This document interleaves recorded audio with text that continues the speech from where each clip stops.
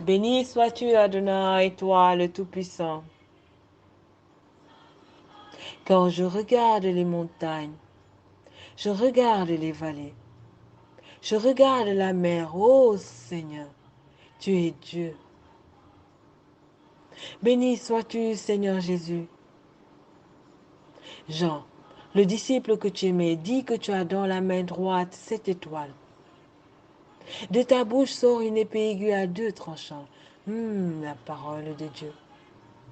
Et ton visage est comme le soleil lorsqu'il brille dans sa force. Béni sois-tu, Saint-Esprit du Dieu vivant, toi notre compagnon de chaque jour, toi notre ami fidèle, toi notre force. Paix à toi qui m'écoutes, soldat.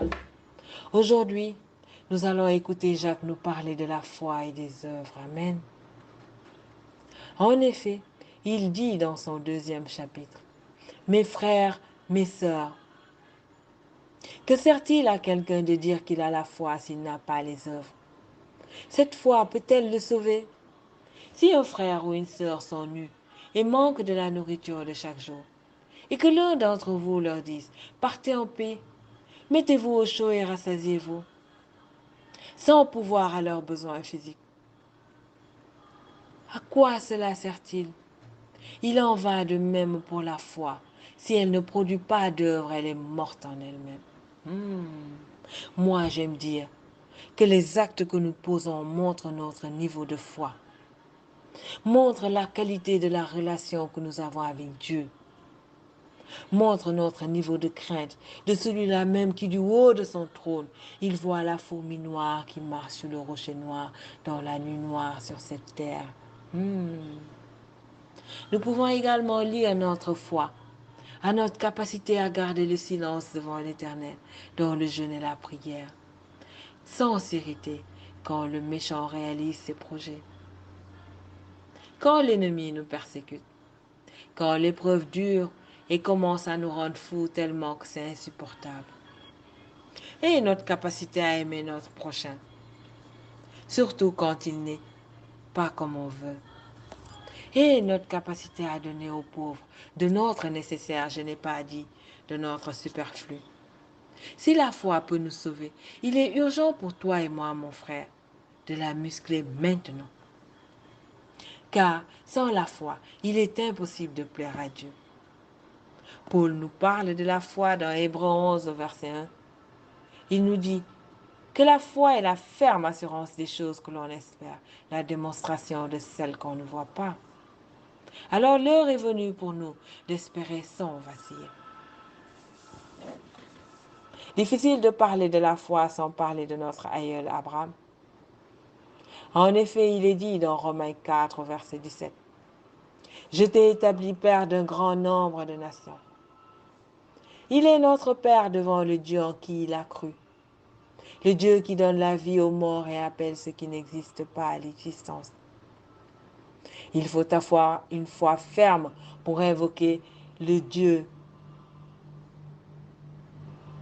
qui appelle à l'existence ce qui n'existe pas, le Dieu qui redonne vie là où la mort s'est installée. Quand un enfant brillant dans la maison ne veut plus étudier, quand nous investissons dans un projet qui démarre bien et qui tout à coup on dirait qu'on a mis un voile dessus, plus personne n'en parle. Quand le licenciement se pointe dans notre travail, quand le divorce frappe à la porte de notre mariage, ô Seigneur, espérant contre toute espérance, Abraham a cru et est ainsi devenu le père d'un grand nombre de nations. Conformément à ce qui lui avait été dit, telle sera ta descendance. Mon frère, ma soeur, l'heure est venue pour nous d'espérer contre toute espérance. Quelles que soient les difficultés qui se pointent devant nous, elles doivent nous trouver avec toutes nos armes spirituelles, particulièrement le bouclier de la foi, afin d'éteindre tous les trains enflammés que nous enverra l'ennemi. Quand vient la maladie et que malgré nos prières, le mal ne fait qu'empirer. C'est là qu'il faut se lever dans la prière, appeler nuit et jour le nom de Jésus-Christ. Si tu ne peux pas lire la Bible, si tu ne peux pas méditer la parole, appelle alors le nom de celui qui a guéri les malades il y a 2000 ans sur cette terre. Alors tu seras surpris de voir qu'il t'apporte ta guérison en son nom. Quand le 5 du mois, nous sommes pires que les chômeurs qui sont couchés à la maison. C'est l'heure de prier afin que Dieu nous montre c'est quoi les lois financières pour demeurer dans la richesse, car lui, notre Père, est riche. À lui appartient l'or et l'argent. Alors nous n'avons rien à faire avec la pauvreté. Nous avons besoin de la foi pour tenir ferme dans le jeûne et la prière, sachant que le salut des justes vient de l'Éternel. Il est leur forteresse dans les moments de détresse. L'Éternel les secourt et les délivre. Il les délivre des méchants et les sauve parce qu'ils cherchent en lui seul leur refuge. Regardons David, dans le feu de l'épreuve, poursuivi pendant 7 ans par Saül, qui n'avait envie que d'une chose, c'est de le tuer. Mais il n'y est pas parvenu, car l'Éternel était le berger de David. Et David est resté accroché à Dieu sans se décourager. Il dit dans le psaume 31, « Mais moi, je me confie en l'Éternel. Je dis, tu es mon Dieu. Mes destinées sont dans ta main. Délivre-moi de mes ennemis et de mes persécuteurs.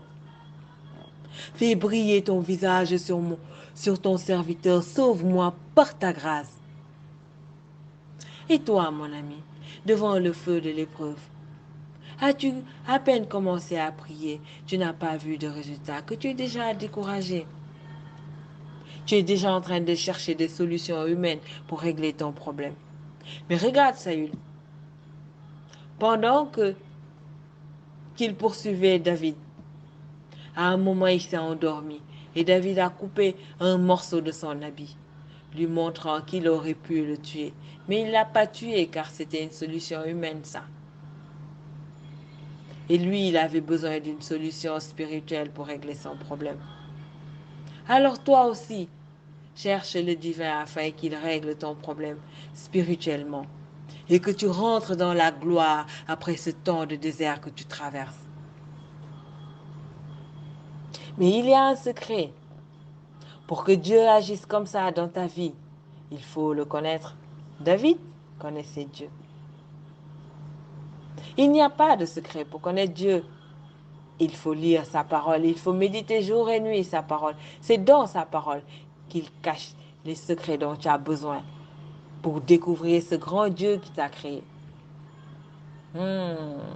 C'est alors que tu verras que tu as un ami très proche de toi, un ami très puissant, dont la capacité de changer tes saisons est si grande. C'est alors que tu commenceras à l'aimer parce qu'il va commencer à communiquer avec toi, à te faire des clins d'œil dans la journée, à tenir ta main jour et nuit pour te conduire sur le chemin, la vérité et la vie. C'est alors que quand tu liras le psaume 91, tu sauras qu'il parle de toi quand il dit « Puisqu'il m'aime, je le délivrerai, je le protégerai puisqu'il connaît mon nom. » C'est alors que tu l'invoqueras et il te répondra. Il sera avec toi dans la détresse, il te délivrera et te glorifiera. Il te rassasiera de longs jours, il te fera voir le salut. Amen. En parlant toujours d'Abraham, la Bible dit que sans faillir dans la foi, il n'a pas considéré que son corps était déjà usé, puisqu'il avait près de 100 ans, ni que Sarah n'était plus en âge d'avoir des enfants. Imaginez, c'est à 75 ans que Dieu lui a promis de lui donner un fils. Et tous les jours, il allait vers son épouse Sarah, qui n'était plus jeune. Et il se disait, aujourd'hui, c'est aujourd'hui. Mais il n'y avait toujours rien pendant 25 ans. Et toi, mon ami, pendant combien de temps as-tu prié? Un jour, une semaine, un mois? C'est quoi devant 7 ans? Devant 25 ans? La Bible dit qu'il n'a pas douté par incrédulité de la promesse de Dieu. mais il a été fortifié par la foi. Et il a rendu gloire à Dieu, car il avait la pleine conviction que ce que Dieu promet, il peut aussi l'accomplir. C'est pourquoi cela lui a été compté comme justice. Or, ce n'est pas pour lui seulement qu'il est écrit que la foi a été portée à son compte, mais c'est aussi pour nous. Elle sera portée à notre compte, puisque nous croyons en celui qui a ressuscité Jésus-Christ notre Seigneur, lui qui a été donné pour nos fautes et qui est ressuscité à cause de notre justification. Alors, mon frère, ma sœur, l'heure est venue pour toi de te lever, de te fortifier, de prendre courage, de reprendre la prière et le jeûne, de chercher nuit et jour ce que Dieu t'a promis dans la parole et de garder ta promesse à l'intérieur de toi et de l'attendre, car elle viendra même si elle tarde. Parfois, bien des grandes épreuves pourront se pointer au-devant de toi, mais elles te trouveront avec une foi bien grande, car tu auras passé ton temps à muscler ta foi. Et elle te permettra à ce jour-là de ne pas sombrer dans la dépression. Car tous ces gens qui se suicident, qui sont déprimés, ce sont des gens qui n'ont pas eu assez de foi pour tenir bon devant le feu de l'épreuve. Alors tu comprends, mon frère, ma soeur, que nous avons besoin de la foi pour traverser les épreuves de la vie. Une dame m'a appelé d'Italie, m'a dit, tu as 10 minutes pour me convaincre de ne pas me suicider. Je lui dis, mais pourquoi vous voulez vous suicider? Elle me dit, j'étais tellement heureuse en vivant avec mes grands-parents, avec mes parents et mon mari dans la même maison. Corona est rentré dans ma maison et les a tous emportés. Me voilà aujourd'hui, je suis toute seule dans ce grand appartement. Je lui ai dit, tu n'es pas toute seule. Il y a une personne que tu as oublié de citer. Elle m'a dit, vous n'avez pas compris, je vous dis que je suis toute seule dans l'appartement. Je lui ai dit, non, votre époux est encore là. Le Saint-Esprit. Avant, quand Jésus était sur cette terre, quand il rentrait dans une maison, seuls les membres de la maison pouvaient profiter de lui. C'est pour ça qu'il a dit, je m'en vais, et il est avantageux pour vous que je m'en aille, je vous enverrai le Saint-Esprit. Il habitera en chacun de vous. Il est donc avec moi, il est avec toi. Accroche-toi à lui, il est capable de changer ton amertume en paix et en joie. Cours chercher ta Bible et accroche-toi à la parole de Dieu. Elle sera la lampe de tes pas. Hmm.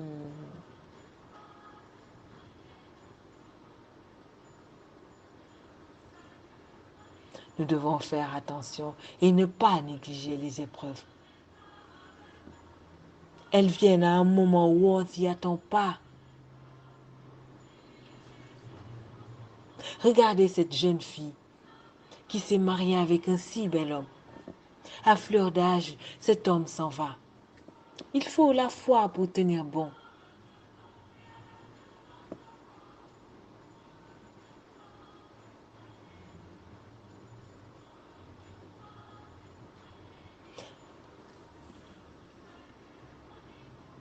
Notre Dieu est capable de changer nos saisons. Mais il a besoin de voir en nous que nous avons la foi, que nous espérons en lui et en lui seul. Regardez, de gardien de moutons, il a fait de David le roi d'Israël.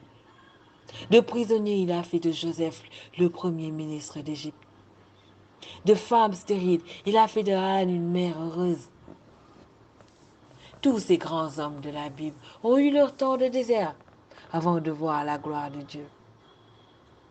Alors si tu es un grand homme de Dieu, une grande femme de Dieu, prends ton bâton de pèlerin et traverse le désert dans la prière et le jeûne, dans les offrandes de nuit et jour, afin que le temps passe vite et que tu rentres vite dans la gloire que Dieu a prévue pour toi.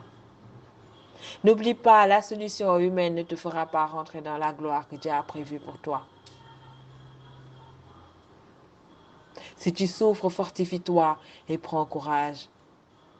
Si les ténèbres s'épaississent autour de toi, arrête de manger. Va chercher ta Bible et prie jusqu'à ce que tu sentes le fleuve de la paix de Dieu couler en toi. Alors tu sauras qu'il est là et qu'il tient ta main pour traverser ton épreuve. Mais ne perds plus du temps à pleurer, ni à chercher une amie en qui te confier. Que l'Éternel seul soit ton confident. Sois occupé maintenant qu'à une seule chose, faire grandir ta foi, en restant connecté à l'Esprit, en chantant en langue nuit et jour, en méditant la parole de Dieu nuit et jour, en mettant en pratique ce qu'il a dit, ses commandements. Jacques dit, mais si quelqu'un dira, toi, tu as la foi et moi j'ai les œuvres, montre-moi ta foi sans les œuvres et moi, c'est par mes œuvres que je te montrerai ma foi. Tu crois qu'il y a un seul Dieu, tu fais bien. Les démons aussi le croient et ils tremblent. Veux-tu reconnaître, homme sans intelligence, que la foi sans les œuvres est morte? Notre ancêtre Abraham n'a-t-il pas été considéré comme juste sur la base de ses œuvres lorsqu'il a offert son fils Isaac sur l'autel? Tu vois bien que sa foi agissait avec ses œuvres et que par les œuvres, sa foi a été menée à la perfection.